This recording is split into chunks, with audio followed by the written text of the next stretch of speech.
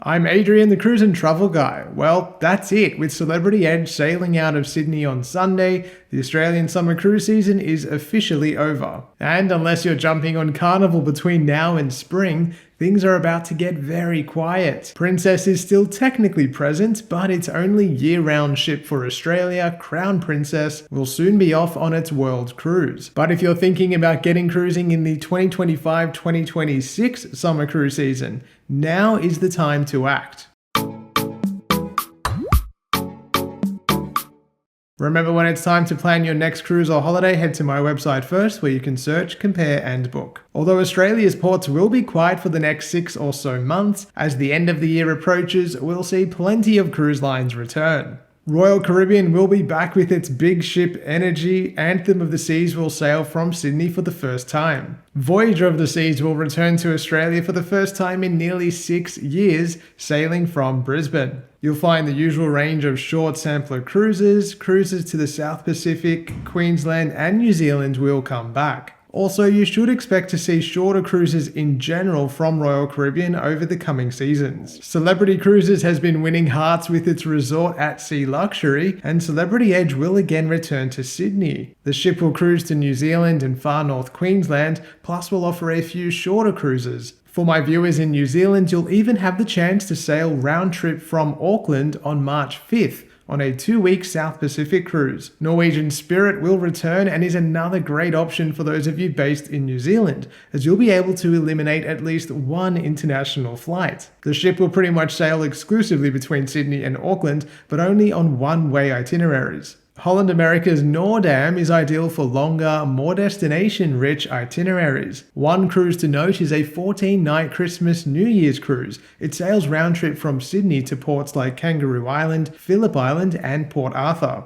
One of the newest ships in the Princess fleet will debut in Australia this December. Discovery Princess will sail round-trip from Sydney over the summer and will become a favourite for those of you who've enjoyed Royal and Majestic Princess in the past. Crown Princess will predominantly sail from Brisbane, but offer a number of short cruises and cruise segments from other Australian cities over the year. Disney Cruise Line also returns, mirroring its previous playbook of short sampler-style cruising, this time from Sydney, Melbourne and Auckland. Of course, there are also other players, especially in the premium and more luxury cruise segment, but these are the main headline acts for now. So how do you pick the right cruise and cruise line? For family cruising with all of the kid-focused fun, look at Royal Caribbean or Carnival. There are plenty of amenities designed for younger cruisers, and each has a comprehensive kids club offering. For family-friendly cruising, but maybe not as kid-focused, take a look at Princess Cruises. It's great for multi-generational holidays,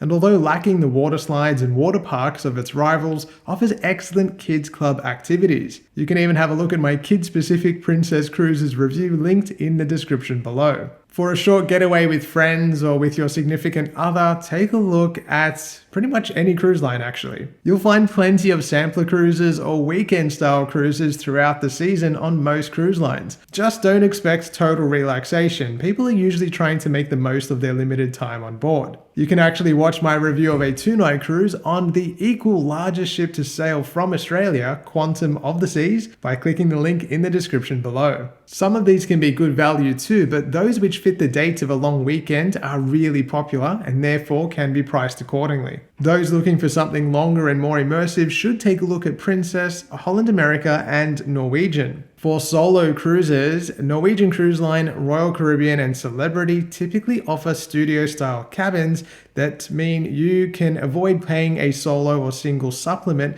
sometimes up to as much as 200%.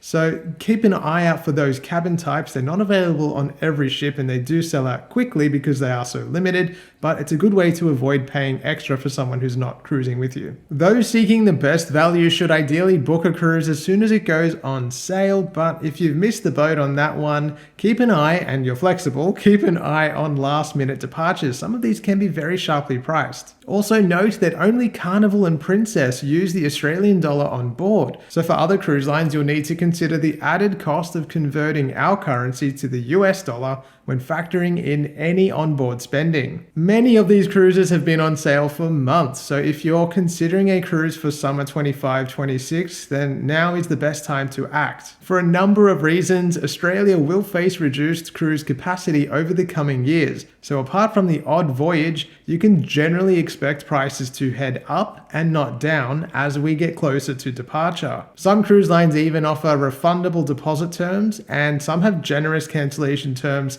in as much as 6 months ahead of departure, so keep an eye on those options as well. For the most central and comprehensive cruise search platform, head straight to my website. Filter search results based on departure port, time of year, cruise line or ship. You can check pricing and availability at a glance, or even go as far as choosing your specific cabin and booking it. And for personalized assistance, complete our inquiry form, and my brilliant travel agent partner Cynthia will help you one-on-one. So are you planning to book a cruise for next summer, or do you already have one booked? Let me know in the comments. I'd love to know what you have planned. For the rest of you and for everyone else, thank you so much for watching. As always, I appreciate it so much.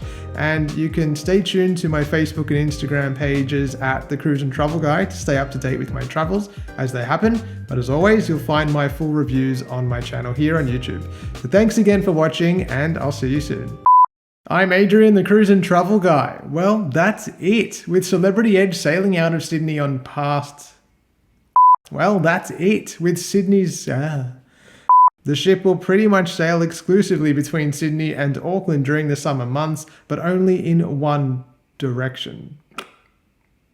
Some of them can be good value too, while some others that are... For solo cruises, Norwegian Cruise Line, Royal Caribbean, and Celebrity typically offer studio-style Some cruise lines even offer So, are you planning to book a cruise for next summer, or have you already got one booked? Let me know what you've...